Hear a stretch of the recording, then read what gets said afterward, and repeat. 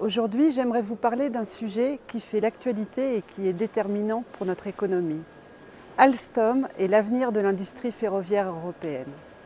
Savez-vous que l'industrie ferroviaire européenne génère plus de 1 million d'emplois directs et 1,2 million d'emplois indirects dans l'Union et que cette industrie européenne est le leader du marché international du ferroviaire? C'est un pilier essentiel de l'économie européenne. L'annonce du constructeur Alstom de stopper sa production de trains sur le site de Belfort en 2018 est un signal d'alarme pour le secteur. Le gouvernement français a affiché une volonté claire de maintenir l'activité d'Alstom sur ce site historique. C'est une industrie fortement dépendante de la commande publique. Il est possible d'agir et il faut trouver des solutions. C'est aussi à l'Union européenne d'agir. C'était tout l'enjeu du débat que nous avons eu cette semaine en plénière au Parlement européen pour demander à la Commission de proposer des mesures pour soutenir Alstom, mais aussi d'autres fleurons de l'industrie européenne.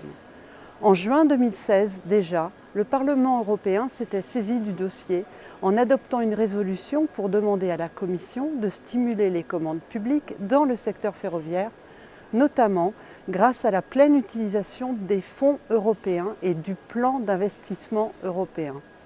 Ces préconisations doivent être prises en compte.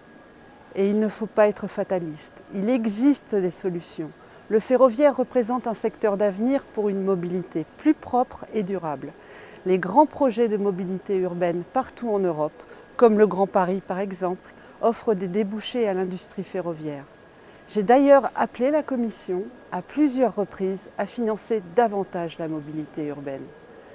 L'Union européenne doit aussi faire bouger davantage pour protéger notre industrie face à une concurrence internationale toujours plus dure, en fixant des règles plus strictes pour l'entrée sur le marché européen des grands groupes étrangers qui bénéficient, eux, de subventions massives dans leur pays et qui mettent à mal notre industrie. Mais l'Union européenne doit aussi s'organiser elle-même et promouvoir plus de coopération entre les différents industriels européens. Je suis par exemple en faveur d'un Airbus du ferroviaire qui permettrait justement de faire face à la concurrence internationale et de consolider les emplois en Europe. Il y a 5 mois, nous avons aussi voté le 4e paquet ferroviaire pour favoriser l'harmonisation de cet espace européen et faciliter ainsi le développement du secteur.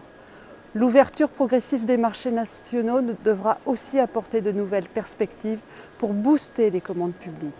Si les pouvoirs publics, comme le gouvernement français, agissent, les industriels doivent eux aussi prendre leurs responsabilités afin de promouvoir l'emploi et porter une vision sur le long terme.